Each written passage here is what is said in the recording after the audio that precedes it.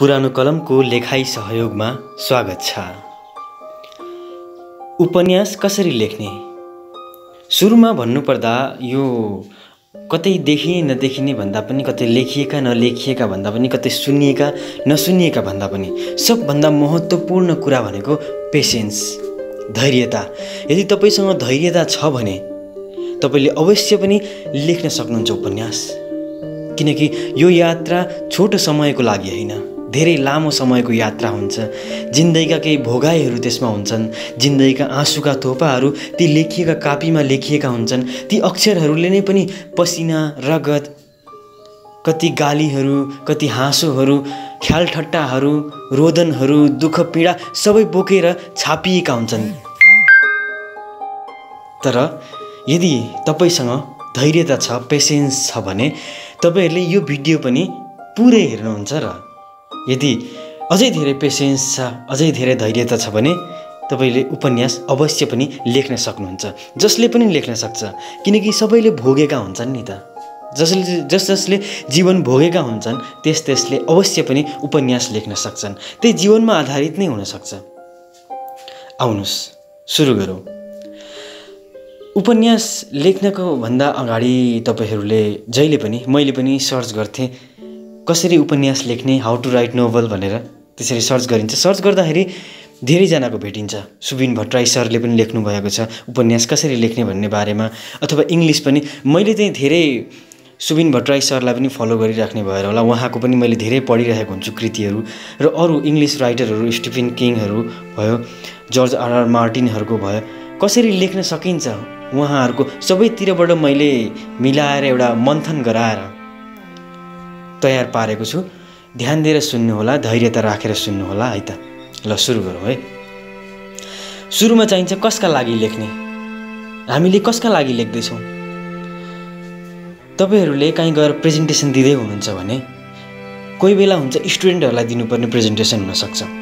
कोही बेला हुनसक्छ तपाईँहरूले गाउँमा गएर दिनुपर्ने प्रेजेन्टेसन हुनसक्छ। कोही बेला बुढो मान्छेहरू, वृद्धहरूलाई गएर दिनुपर्ने हुनसक्छ प्रेजेन्टेसन। कोही बेला साना केटाकेटीहरूलाई दिनुपर्ने हुन्छ। त्यति बेला सोच्नुहोस् त तपाईँहरूले कस्तो खालको प्रेजेन्ट गर्नुहुन्छ त्यहाँ। यो कुरालाई पनि एउटा उदाहरणमा बुझौँ न। जस्तो अब हामीले केटाकेटीलाई लगेर केटाकेटीहरूको लागि कहानी लेख्दैछौँ भने केटाकेटीहरूलाई गुरु द्रोणाचार्यले भन्नुभएका कुनै वाक्यहरू, कृष्णले भन्नुभएको गीताका श्लोकहरू, अथवा भीष्म पितामहले भन्नुभएको, जस्तो मैले महाभारतको कुरा गर्दैछु, अथवा रामायणमा पनि राम भगवानले भन्नुभएको कुराहरू त्यसरी भन्दा पनि हामीले बच्चाहरूको लागि चाहिँ यस्तो खालको खरायो थियो, यस्तो खालको स्याल थियो, बाघले कोही बेला ज्ञानी बाघले खिर खाएको, हरिणलाई नमारेको, यस्तो खालको कथाहरू रुचाउँछन् केटाकेटीहरूले होइन त। राजु, राम यस्ता खालका नामहरू ती अब बुढाबुढीहरू अथवा अलिकति मनको लेभल अलिक माथिसम्म भएकाहरूलाई भन्दाखेरि हामीले कसरी भन्छौँ, त्यही अघिका कुराहरू, जस्तो रामायणका कुराहरू भयो, महाभारतका कुराहरू, बुढाबुढी हाम्रा हजुरबुवा हजुरआमाहरूलाई नै हामीले अगाडि राखेर कुरा गर्दा रामायणको कुरा, महाभारतको कुरा गऱ्यौँ भने ती डायलगहरू, ती वाचनहरू ल्याएर सुनाइयो भने कति चाख मानेर सुन्नुहुन्छ। तर उहाँहरूलाई फेरि बाघको, स्यालको, ज्ञानी बाघले खिर खायो त्यस्तो कुरा गऱ्यो भने त अलिकति अपाच्य हुन्छ नि त होइन। त्यही भएर हाम्रो अडियन्स को हुनुहुन्छ, अब युथहरू हुनुहुन्छ भने युथहरूलाई कसरी हुन्छ, कसरी बनाउन सकिन्छ युथहरूलाई भन्दा, अब युथहरूलाई न बाघले खिर खायो भन्न सकिन्छ, न गुरु द्रोणाचार्यको प्रतिज्ञाको कुरा गर्न सकिन्छ, अथवा राम भगवानले त्यसरी वनवास जानुभयो ती बुढाबुढीहरूलाई मनपर्छ, अथवा युथहरूलाई पनि मनपर्छ। तर धेरै कम युथहरूलाई मनपर्छ त्यो महाभारत अथवा स्पिरिचुअल कुराहरू। र मैले यहाँ स्पिरिचुअल कुराहरू किन गर्दैछु र अहिले बाघ स्यालको कुराहरू, केटाकेटीहरूको कुरा किन गर्दैछु भन्दाखेरि ती काव्यहरू एकदमै राम्रोसँग लेखिएका काव्यहरू हुन्। रामायण भयो, महाभारत, त्यो पनि एक किसिमको नोभल, उपन्यास नै भन्न मिल्छ त्यो कृतिलाई पनि। किनकि त्यति राम्रो, त्यति मजाले लेखिएका डायलगहरू त्यो अहिलेसम्म बनिएका कृतिहरू भन्दा धेरै उत्कृष्ट छन्। त्यही भएर मैले अहिले इक्जाम्पल दिँदैछु। र त्यही भएर हामी कहाँ थियौँ भन्दा कसका लागि लेख्ने। त्यही भएर हामीले जसको लागि लेख्दैछौँ उनीहरूलाई बुझेर लेख्नुपर्ने हुन्छ। मैले अहिले इक्जाम्पल दिएँ, मैले धेरै लामो दिएँ भने माफ गर्नुहोस् होला, मैले बुझाएर भन्न खोज्दैछु है। र कसका लागि लेख्ने हो, केटाकेटीहरूको लागि लेख्ने केटाकेटीहरू नै भएर लेख्नुपर्छ। बुढाबुढीहरूको लागि लेख्ने बुढाबुढी नै भएर सोचेर लेख्नुपर्छ र आफू युथहरूको लागि लेख्ने हो भने युथहरू नै भएर लेख्नुपर्छ। र 2 नम्बरमा आफ्नै मगज हल्ला हुनुपर्छ। कस्तो त आफ्नै मगज हल्ला हुनुपर्छ। आफ्नै मगज हल्लिएन भने अरू कसको मगज हल्लिएर आला? आफै प्रभावित भइएन भने अरूको प्रभावित होला र? यस्तो खालको विषय वाह यो हो नि त लेखाइ, यो खालको हुनुपर्छ। जबसम्म आफैलाई यो हो है मैले खतरा लेखेँ, मैले दामी लेखेँ, मैले धेरै उत्कृष्ट लेखेँ भन्ने लाग्दैन तबसम्म त्यो लेखाइ सफल हुने चान्स अलिकति कम हुन्छ। अथवा अरूसँग सल्लाह गर्नुहोस् अनि अरूहरूले पनि राम्रो छ है। र यो कुरामा म तपाईँहरूले जब लेख्नुहुन्छ आफ्नो प्यारेन्ट्सहरूलाई भन्नुहुन्छ नि मैले यस्तो लेखेको छु कस्तो छ, त्यसरी कस्तो छ भनेर सोध्नुभयो भने आफ्नो प्यारेन्ट्सहरूले कहिले पनि तपाईँहरूलाई तिमीले लेखेको नराम्रो छ, तिमीले लेखेको अझै सुधार्दै जाऊ, यो त भएन कहिले पनि भन्नुहुन्न। बरु अलिकति त्यस विषयमा ज्ञान भएका मान्छेहरूलाई सोध्नु भयो भने त्यो ठिक हुनेछ। आफ्नो प्यारेन्ट्सहरूले जहिले पनि आफ्नो सन्तानहरूलाई राम्रो नै कमेन्ट गर्नुहुन्छ। त्यसको लागि अलिक सोच विचार गरेर गर्नु होला। मैले आफ्नो प्यारेन्ट्सहरूलाई सोच्दै नसोच्नु भन्न खोजेको होइन, तर पनि आफूले विचार गरेर है, किनकि आफ्नो प्यारेन्ट्सहरूले धेरै नै माया गर्नुहुन्छ नि त। लेखनका लागि अर्को अत्यावश्यक कुरा भनेको अध्ययन हुन जान्छ। अध्ययन कसरी? धेरै पढ्नुहोस् किताबहरू, धेरै राम्रा राइटरहरूले लेख्नु भएको किताबहरू हुन्छ, एकदमै लेख्नुहोस्। अङ्ग्रेजी भाषामा पनि किताबहरू हुन्छ, त्यो पढ्नुहोस्। सासाना स्टोरीहरू हुनसक्छ, त्यो पढ्नुहोस्। एकदमै लेख्नको लागि सुरुमा पढ्न एकदमै जरुरी छ। जसरी हामी सुरुमा इङ्ग्लिस बोल्न सिक्दा इङ्ग्लिस मुभीहरू हेर्न खोज्छौँ, त्यसबाट एक्सेन्टहरू अलिकति लिएर हामीले पनि बोल्न कोसिस गर्छौँ, किनकि इङ्ग्लिस बोल्नुभन्दा अगाडि जसरी सुन्न जरुरी भयो त्यसरी लेख्नुभन्दा अगाडि पनि पढ्नु एकदमै जरुरी हुन्छ। अनि यतिखेर प्रश्न आउँछ के पुस्तक मात्रै अध्ययन गर्ने, पुस्तक मात्रै पढ्ने? होइन। तपाईँहरूले कस्तो खालको मान्छेको बारेमा लेख्दै हुनुहुन्छ? एउटा डक्टरको बारेमा लेख्दै हुनुहुन्छ भने डक्टरको केही फिल्म हेर्नुहोस्, कथा पढ्नुहोस्, डक्टर नै भएर सोच्नुहोस्। डक्टरलाई हेर्नुहोस्, गएर लाइभ हेर्ने, डक्टरले कसरी तपाईँसँग बोल्दै हुनुहुन्छ, कसरी हिँड्दै हुनुहुन्छ, कसरी अरूसँग बोल्दै हुनुहुन्छ, कसरी गफ गर्दै हुनुहुन्छ, के गर्दै हुनुहुन्छ त उहाँले। अथवा चोरको लेख्न मन छ भने चोरै भएर सोच्नुहोस्, चोरले के भएर चोर होला, चोरेर कुटाइ खाएपछि उसले के सोच्छ होला, उसले घरमा आएर के जवाब दिन्छ होला, मान्छेहरूसँग कसरी लेनदेन गर्छ होला, उसले कसरी बोल्छ होला, उसले तपाईँले निहाल्नुहोस्।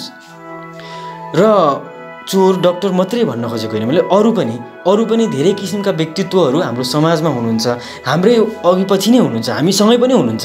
उहाँहरूलाई एकदमै निहाल्नुहोस्, उहाँहरूले थाहा नपाउने गरी निहाल्नुहोस्, उहाँहरूलाई प्रश्न गर्नुहोस्, त्यो प्रश्नको उत्तर उहाँले कसरी दिनुहुन्छ भन्नाले प्रश्न जब तपाईँले गर्नुहुन्छ त्यो प्रश्नको उत्तर कसरी दिनुहुन्छ भन्दा पनि त्यो प्रश्नलाई उहाँले कसरी लिनुभयो, किनकि तपाईँलाई दिनुभन्दा अगाडि उहाँले त्यो प्रश्नलाई कसरी लिनुहुन्छ भन्ने हो त्यो कुरा बुझ्नुहोस्। तपाईँले भनेको कुरालाई उहाँले नेगेटिभ रूपमा लिनुभयो, पोजिटिभ रूपमा लिनुभयो भन्नाले अधिकांश मान्छेहरूले कसरी लिँदा रहेछन् त्यो व्यक्तित्वका मान्छेहरूले, त्यो कुरालाई एकदमै ध्यान राख्नुहोस्। हो त्यो पनि एकदमै अध्ययन हो। चाखलाग्दो सुरुवात। सुरुमा मेरै यो युट्युब च्यानल हेर्दा पनि तपाईँले युट्युब भिडियो यो अहिले भर्खरै मैले सिकाउँदैछु त्यो हेर्दा पनि मैले अल्छी लाग्दो तरिकाले हाई गर्दै बनाएँ अथवा धेरै स्लो स्टार्ट गरेँ अथवा अलिकति चाखलाग्दो खालको भएन। मेरो थम्बनेलहरू पनि हेर्नुहोस्, थम्बनेलहरू पनि अलिकति चाखलाग्दो भएन। सुरुमा तपाईँले जे देखेर यो भिडियो खोल्नुभयो त्यो मैले चाखलाग्दो खालको बनाइनँ। के गर्नु यो त्यति खासै छ जस्तो लागेन मलाई भन्ने खालको भएको भए तपाईहरुले के यो भिडियो खोलेर हेर्नुहुन्थ्यो? यो च्यानलमा आउनुहुन्थ्यो तपाई? आउनुहुन्थ्यो नि त। त्यही भएर सुरुवात जहिले पनि चाखलाग्दो हुनुपर्छ। हामी केटाकेटीहरूलाई स्कुल पठाउँदा होइन लुगा मात्र लाउने स्कुल नजाने भन्दाखेरि केटाकेटी खुसी हुन्छन् नि, त्यो पनि एक किसिमको चाखलाग्दो सुरुवात हो। बिहानै उठ्ने बित्तिकै आज त स्कुल जानुपर्छ है भन्ने बित्तिकै उनीहरूले खाजा पनि खाँदैनन्। त्यही भएर सुरुवात एकदमै चाखलाग्दो हुनुपर्छ। अलिक पर जाउँ घुम्न अनि भन्दै केटाकेटीहरूलाई स्कुल लगिन्छ नि, त्यसरी नै हामी पनि पाठकहरूलाई त्यसरी नै घुमाउँदै हाम्रो अन्त्यसम्म लाने। हाम्रो उद्देश्य नै त्यही त हो, कसरी पाठकहरूलाई हाम्रो बुक छोड्नै नसक्ने बनाउने। त्यही होइन त हाम्रो उद्देश्य हो। त्यही भएर चाखलाग्दो सुरुवात हुनुपर्छ। सुरुवातमा जाल फ्याँक्ने अनि त्यो जालबाट अल्झाउँदै अन्त्यसम्म लाने र त्यसबाट ज्ञान दिइन्छ। हामीले त्यो ज्ञान अवश्य लिनुहुनेछ पाठकहरूले। पात्र छनौट अर्को एकदमै अत्यावश्यक कुरा पात्र छनौट। र पात्र छनौट गर्दा कस्तो खालको पात्र पाठकहरूले मन पराउनुहुन्छ होइन त? र पात्रहरूको बारेमा सिधै सबै कुरा एकैचोटि भनिदिने पनि होइन, उसको परिवेश पनि एकैचोटि खोलिदिने होइन त? र अर्को कुरा कस्तो गरेर हामीले पात्रको बारेमा व्याख्या गर्न सकिन्छ भने पात्रले कस्तो खालको लुगा लगाएको छ, कस्तो व्यवहार देखाउँदैछ उसले, र उसको चरित्रबारे हिँडुल कसरी गर्दैछ र के गर्दैछ उसले, उसँग को छन्, जो उसको बारेमा सबै कुराहरू पाठकको मनमा छर्लङ्गै स्थापित हुनुपर्छ। र पात्र छनौट गर्दा पनि कस्तो हुनुपर्छ भन्दा एकदमै ओहो यो क्यारेक्टर चाहिँ एकदमै राम्रो छ है, यो क्यारेक्टर चाहिँ एकदमै चाखलाग्दो छ है, यो यस्तो खालको हुनुपर्छ। र अर्को कुरा भनेको छोटो मिठा वाक्य हुनुपर्छ। छोटो मिठो, कोही कोही बेला लामो पनि हुनसक्छ, मैले सधैँ छोटो मिठो भन्न खोजेको होइन। कोही बेला हुन्छ त्यो एउटा सिचुएसन हुन्छ, त्यो सिचुएसनमा गएपछि चाहिँ एकदमै लामो डायलग, सबै कुराहरू मनको जति आगोहरू हुन्छ, जति बाढीहरू मनमा आएको छ त्यो सबै पोखिदिने हुन्छ। जस्तो कुनै मुभीमा हुन्छ, एउटा हिन्दी मुभीमा थियो वेडनेसडे भन्ने मुभी थियो। त्यो वेडनेसडे भन्ने मुभीमा लास्टमा त्यो एक्टरले धेरै लामो स्पिच दिनुभएको छ होइन त? मैले माफ गर्नुहोस् होला, मैले नेपाली मुभीको इक्जाम्पल दिन सकिनँ र मलाई यतिखेर मनमा हिन्दी मुभीकै आयो, त्यही पनि सुनिदिनु होला। हामीले ज्ञान लिने हो नि त होइन त? मलाई लाग्छ त्यो ठिकै हुनेछ। र त्यो वेडनेसडे मुभीमा लास्टमा गएर एक्टरले धेरै लामो व्याख्या गर्नुभएको छ। त्यतिखेर हामीलाई कहिले पनि बोर हुँदैन त्यतिखेर, किनकि त्यो चाहिन्थ्यो नि त्यतिखेर, उहाँले स्पिच नै दिँदै हुन्थ्यो। त्यतिखेर हामीले पर्खेकै थियौँ केही न केही भन्नुहुन्छ भनेर। जस्तो बागवन मुभी हामीले सबैले हेरेको छौँ, अमिताभ बच्चन सरको लास्टको जुन स्पिच थियो त्यो एकदमै लामो थियो। जेनेरेसन ग्यापले कसरी एउटा जेनेरेसनको सोचले अर्को जेनेरेसनको एक्सनले कसरी प्रभाव पार्छ दुईटा सम्बन्ध बीच भन्ने एक किसिमको बाउ छोराप्रतिको त्यो एकदमै लामो थियो, तर हामीलाई एकदमै रुचि लाग्दो थियो नि त, किनकि त्यो चाहिन्थ्यो। तर सधैँभरि त्यो लामो भयो भने हामीलाई बोर फिल हुन्छ क्या। कुनै बेला यस्तो सिचुएसन क्रिएट गरेर लामो बनाइदिने हो, तर धेरै जसो चाहिँ छोटो मिठो हुनुपर्छ, एकदमै छोटो मिठो। र अर्को नयाँ विषय र आफ्नै शैली हुनुपर्छ। विषय नयाँ हुनुपर्छ, खोल्ने बित्तिकै पाठकले यो हो, यो भनेपछि यो भनेपछि यो पक्कै पनि यही हो, यो त त्यति खासै इन्ट्रेस्टिङ भएन। अनि शैली यो शैली त मैले पहिल्यै पढेको थिएँ भनेपछि यो शैली उसले अर्को राइटरबाट कपी गरेको छ भनेपछि उसले पक्कै पनि आफ्नो तरिकाले लेखेको छैन होला। उसको मान्छेले आश गर्दैन क्या, पाठकहरूले आश गर्नुहुन्न क्या राम्रो हामीबाट, यदि हामीले शैली अरूकोबाट चोरेका छौँ भने। कुनै शैली हामीले लिन सकिन्छ, तर कसैको म देख्छु धेरै किताबहरू मैले कोही बेला पढ्दा कुनै राइटर फेमस राइटरको तरिकाले लेखिदिनु भएको हुन्छ र विषय पनि त्यस्तै खालको हुन जान्छ। त्यसैबाट त्यो कुन किताब पढ्नुहुन्छ अनि त्यसबाट प्रभाव पर्नुहुन्छ अनि त्यस्तै तरिकाले अर्को लेखिदिनुहुन्छ। उहाँहरू त अघि बढ्न सक्नुहुन्न, किनकि हामीसँग त त्यस्तै खालको लेख्ने त्यस्तै शैलीका त अर्को राइटर हुनुहुन्छ नि, हामी त अर्कैको पढ्छौँ बरु होइन त? त्यही भएर अर्काको नचोर्ने, अर्काको अलिअलि ज्ञान लिने, तर शैली एकदमै विषयहरू एकदमै त्यही हुबहु नगर्ने, सिक्ने तर आफ्नो तरिकाले लेख्ने। अनि घुमघाम एकदमै महत्त्व हुन्छ है, किनकि पात्रहरूलाई हामीले एउटै कोठामै राखेर, जसरी हामीले एउटा कोठामा बसेर शान्तमा बसेर अँध्यारोमा लेख्न रुचाउँछौँ, कतिले उज्यालोमा, कतिले बिहानै उठ्ने बित्तिकै जुन हामीले कोठामा एकान्तमा लेख्न रुचाउँछौँ, तर पात्रहरूलाई त हामीले देश विदेश संसार घुमाउनुपर्छ नि, किनकि पात्रहरू सँगसँगै हामीले पाठकहरूलाई पनि घुमाइरहेका छौँ।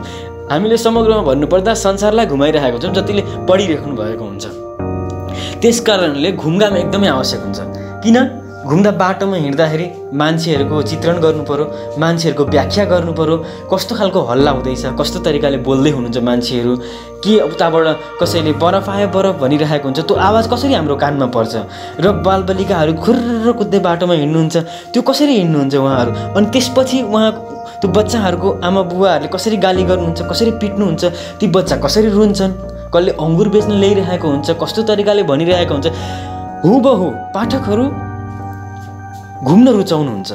तर हामी घरमै बसेर लेख्छौँ धेरै जसो, हामी पनि घुम्दै लेख्छौँ, कोही बेला रुखको मुनि बसेर लेख्छौँ, कोही बेला पाहाडमा बसेर लेख्छौँ, तर धेरै जसो हामी कोठामै बसेर लेख्न रुचाउँछौँ भने तर पाठकहरू चाहिँ घुम्न रुचाउनुहुन्छ। त्यही भएर हामीले सबै हुबहु उतार्नको लागि घुम्न एकदमै आवश्यक छ।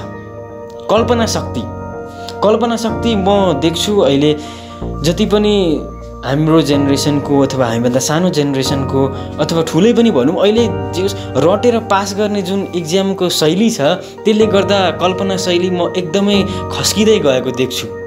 तर उपन्यासकार लेखकहरूको लागि कल्पना शक्ति एकदमै जरुरत छ।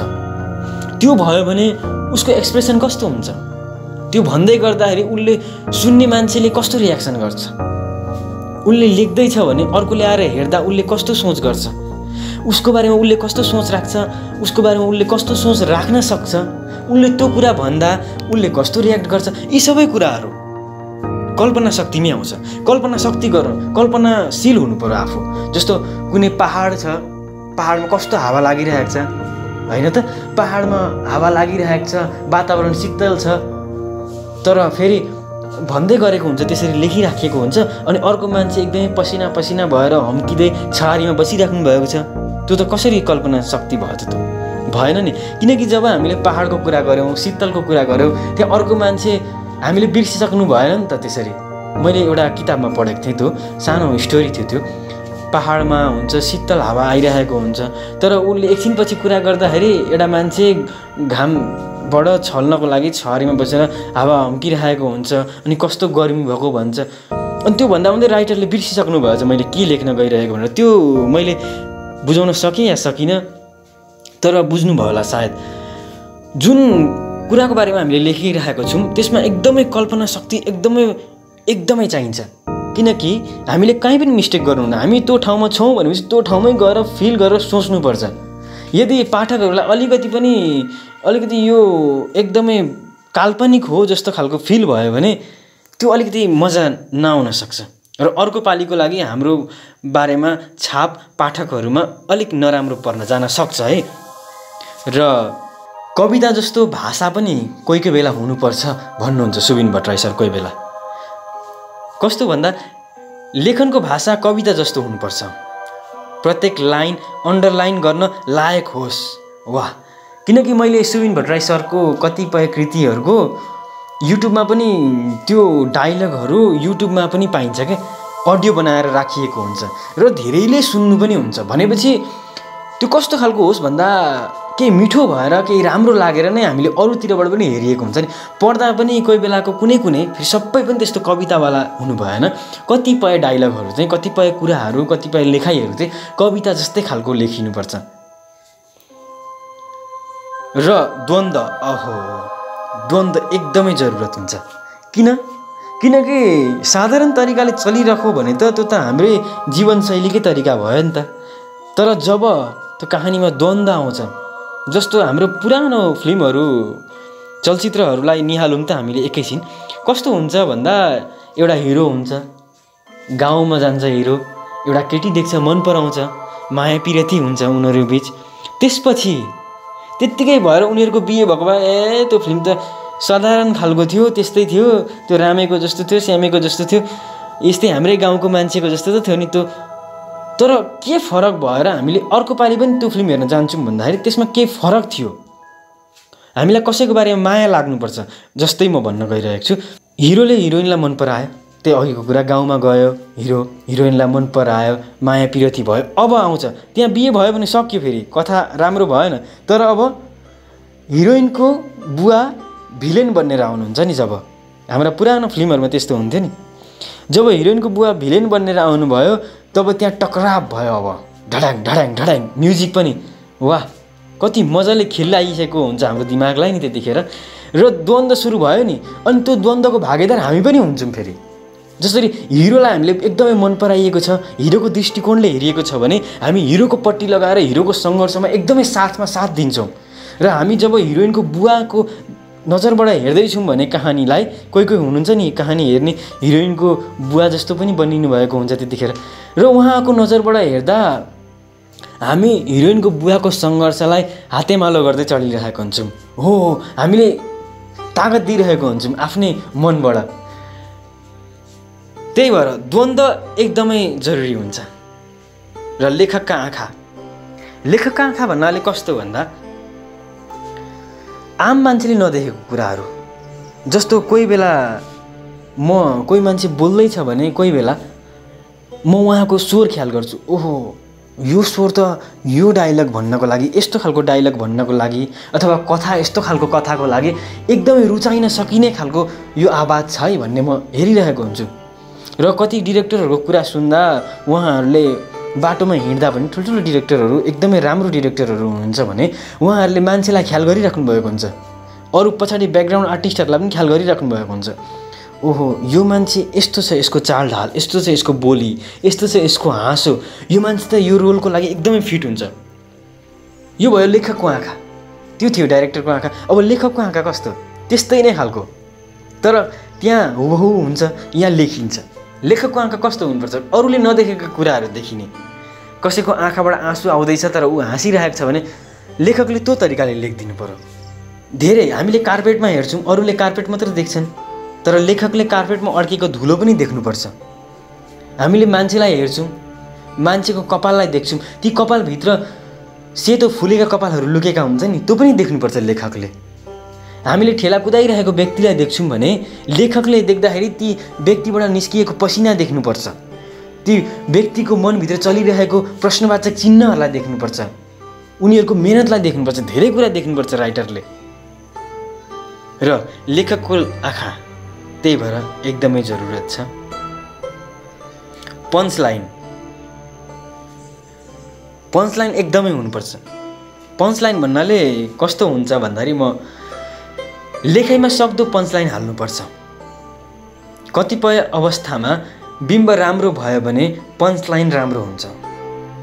चट्ट अन्डरलाइन गर्न मिल्ने, चोरेर फेसबुक ट्विटरमा हालिहालौँ जस्तो लागोस् र पढेर अरूलाई वाह जस्तो भयो। हामीले पढेर अरूलाई सुनायौँ भने वाह, यो लाइन त सही छ है, यो लाइन त म फेसबुकमा हाल्छु, मेरो फोटोको क्याप्सनमा हाल्छु, त्यस्तो भन्नुभएको छ। मैले सुबिन भट्टराई सरको एउटा पढ्दाखेरि पञ्च लाइन त्यो तरिकाको हुनुपर्छ। र पुनर्लेखन एकदमै जरुरत छ। जस्तो हामीले सुरुमा सरसर्ती लेखिन्छ, म यो राम्रोसँग भन्छु है, सुरुमा हामीले सरसर्ती लेखिन्छ, डायलगहरू पनि साधारण तरिकाले नै लेखिन्छ। त्यसपछि फेरि दोहोऱ्याएर चेक गर्नुपर्छ, सबै ठिक छ नि। अब फेरि अर्को पालि फेरि चेक गरेर त्यो हामीले जुन डायलग लेखिएको थियो त्यसलाई अझै मिलाएर, अझै फिल्टर गरेर, अझै राम्रो तरिकाले पलिस गरेर अझै राम्रो लेख्न सकिन्छ, ताकि पाठकहरूको मनमा छाप बसोस्। आफैलाई प्रश्न गर्नुहोस् र कुनै एउटा कापीमा लेख्न थाल्नुहोस्। त्यस्तै खालको डायलग, त्यस्तै खालको मिल्दोजुल्दो, अथवा गीतहरूमा पनि भित्रभित्र खोज्न थाल्नुहोस् त त्यस्ता शब्दहरू। फिल्महरूमा पनि कतै त्यस्ता खालका डायलगहरू, त्यो एक्सप्रेसनहरू, त्यो तरिकाले लेख्न खोज्नुहोस्, भित्र जानुहोस्। र सशक्त अन्त्य हुनुपर्छ। एकदमै अन्त्य आफैमा एक किसिमको प्रश्नवाचक चिन्ह हुन सकोस् कि हामीले यो कुरा सोचेका थियौँ, एहे यस्तो पनि हुँदो रहेछ त, हामीले किन सोचेनौँ, यो पाठकले कसरी सोच्न सक्नुभयो जब, ओहो आइम सरी मलाई माफ गर्नु होला, पाठकले लेखकले कसरी सोच्न सक्नुभयो होला, मलाई माफ गरिदिनु होला त्यो कुरामा, लेखकले कसरी सोच्न सक्नुभयो, जब लेखकले कसरी सोच्न सक्नुभयो तर हामीले सोच्न सकेनौँ भनेर जब पाठकले सोच्नुहुन्छ नि, तब लेखकको लागि इज्जत पाठकहरूमा आफसे आफ बढ्न जान्छ। र यतिसम्म सुनिदिनु भएको छ भने तपाईँहरूको पेसेन्स एकदमै राम्रो छ। र यो पेसेन्स यसरी नै राख्दै जानुभयो भने, यस्तै भिडियोहरू अरू पनि हेर्दै जानुभयो भने अवश्य पनि तपाईँहरू उत्कृष्ट लेखक हुन सक्नुहुन्छ। यदि तपाईँहरूले यहाँसम्म यो मेरो अहिलेको अडियो भिडियो सुन्नुभएको छ भने तपाईँले कमेन्ट गर्नुहोला, म यो डेटसम्म अवश्य पनि एउटा कथा लेख्नेछु अथवा एउटा उपन्यास लेख्न सक्नेछु भनेर एउटा डेट लेखेर कमेन्ट गर्नुहोला, अनि म बुझ्नेछु कसले अन्त्यसम्म सुन्नुभएछ, कसको पेसेन्स एकदमै राम्रो रहेछ। र भिडियो राम्रो लाग्यो भने लाइक गर्नुहोला, कस्तो लाग्यो कमेन्ट गर्नुहोला, के को बारेमा भिडियो बनाउँदा राम्रो हुन्छ अर्को पालि कमेन्ट गर्नुहोला त्यो पनि, र च्यानललाई सब्सक्राइब गर्नुहोला यस्तै खालका भिडियोहरू अरू हेर्नको लागि। धेरै धेरै धन्यवाद।